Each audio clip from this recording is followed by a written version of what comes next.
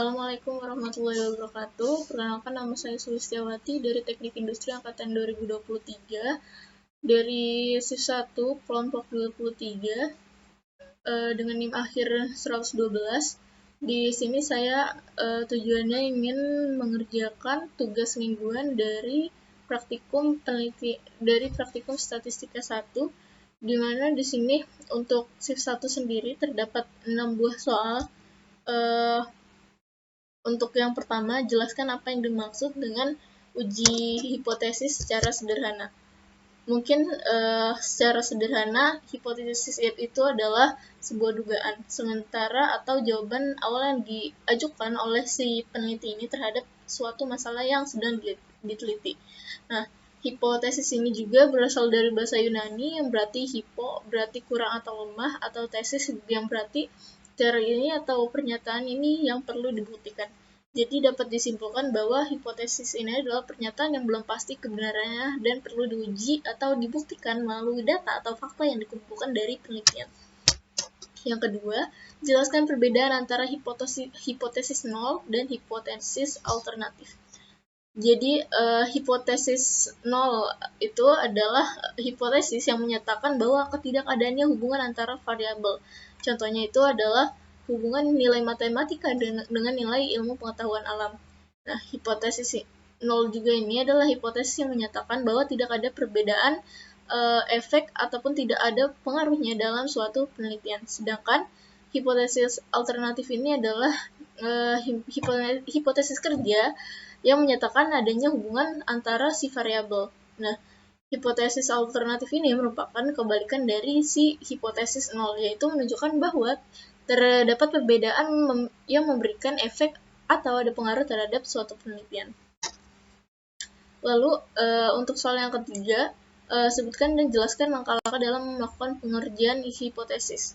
Mungkin kurang lebih langkah-langkah dalam sistematis yang diambil untuk melakukan pengujian hipotesis itu kurang lebih ada 5. Yang pertama itu menentukan hipotesis nolnya dan menentukan hipotesis alternatifnya. Yang kedua itu menentukan taraf signifikansinya. Yang ketiga menentukan daerah kritis atau daerah penolakan si H0-nya dan statistika uji yang sesuai daerah kritis. Yang keempat itu menghitung statistika uji dengan menggunakan parameter sampel. Dan yang terakhir yaitu membuat kesimpulan setelah si hipotesis nol ini diterima atau apakah si hipotesis nol ini diterima atau ditolak. Lalu selanjutnya jelaskan perbedaan antara left tail test, right tail test, and two tail test. Jadi uji hipotesis itu sebenarnya dibagi 3, ada left tail, ada right tail, sama two tail. Jadi left tail itu tesnya itu digunakan untuk mengujikan apakah si parameter ini seperti rata-rata lebih kecil dari suatu nilai tertentu. Nah, daerah penolakannya itu berada di kiri distribusi. Contohnya, apakah si rata-rata nilai mahasiswa ini kurang dari 70. Lalu ada right tail, di mana right tail ini digunakan ketika ingin menguji apakah parameter itu lebih besar dari suatu nilai tertentu. Nah, daerah penolakannya itu berada di kanan distribusi. Contohnya itu apakah nilai rata-rata mahasiswa ini lebih dari 70. Lalu yang terakhir ada two tail, yang dimana two tail ini digunakan ketika ingin menguji apakah parameter ini berada di dalam suatu nilai tertentu tanpa memperhatikan arahnya. Nah, daerah penolakan itu terbagi di antara dua ekor distribusi, yaitu si left tail sama si right tail. Jadi dia tuh di tengah-tengah gitu. Terus contohnya apakah rata-rata nilai si mahasiswa ini tidak sama dengan 70. Lalu selanjutnya berikan 2 contoh pengaplikasian uji hipotesis dalam kehidupan sehari-hari. Nah, karena uji hipotesis ini banyak sekali digunakan dalam kehidupan sehari-hari dalam mengambil keputusan berdasarkan data. Mungkin contoh yang pertama itu salah satunya suatu perusahaan ini ingin mengetahui apakah si obat baru ini benar-benar bisa menurunkan tekanan darah. Nah, mereka ini mengumpulkan data dari pasien dan menguji 2 kemungkinan.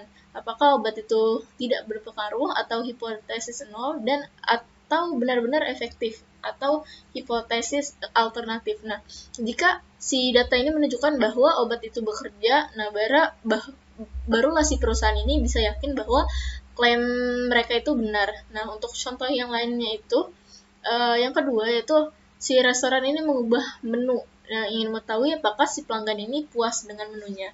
Lalu mereka ini mengumpulkan data keputusan pelanggannya sebelum dan setelah perubahan. Lalu menguji apakah peningkatan kepuasannya itu nyata atau hanya kebetulan. Nah, dengan uji hipotesis ini kita bisa mengetahui keputusan yang lebih akurat dan tidak asal tebak. Selanjutnya itu untuk pengerjaan nomor 6, yaitu perusahaan seafood berpendapat bahwa untuk masing-masing kantong kue dalam produk mereka paling banyak ada 2 gram lemak jenuh dalam satu kue.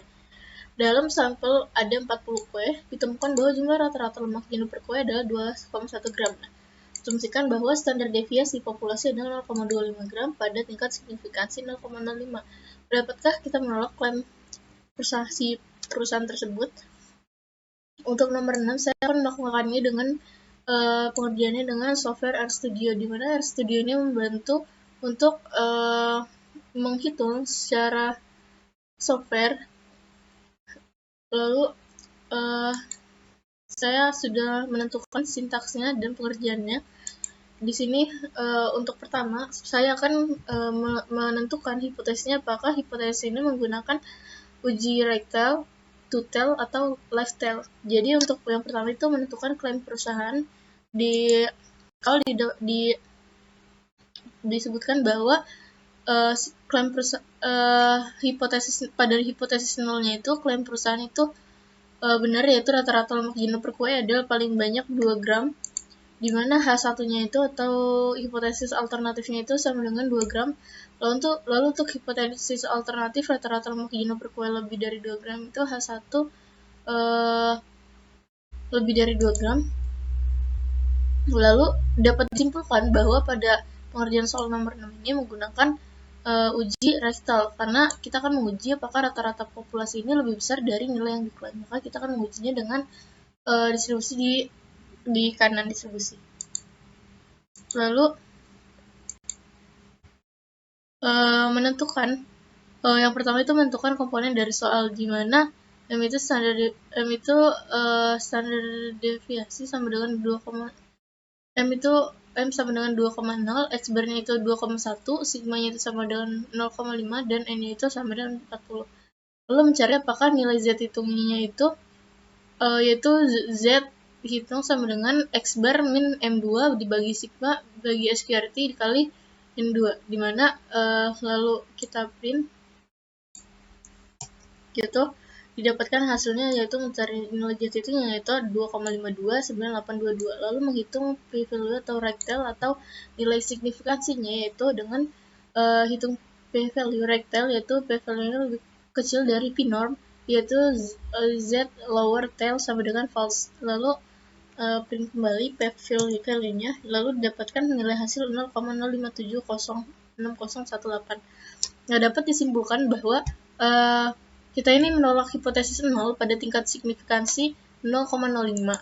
Nah, ini berarti ada cukup bukti untuk menyimpulkan bahwa rata-rata lemak jenuh per kue itu lebih dari 0 gram, sehingga si klaim perusahaan seafood ini tidak dapat diterima. Mungkin itu saja pengerjaan tugas mingguan dari saya. Kurang lebihnya wassalamualaikum warahmatullahi wabarakatuh.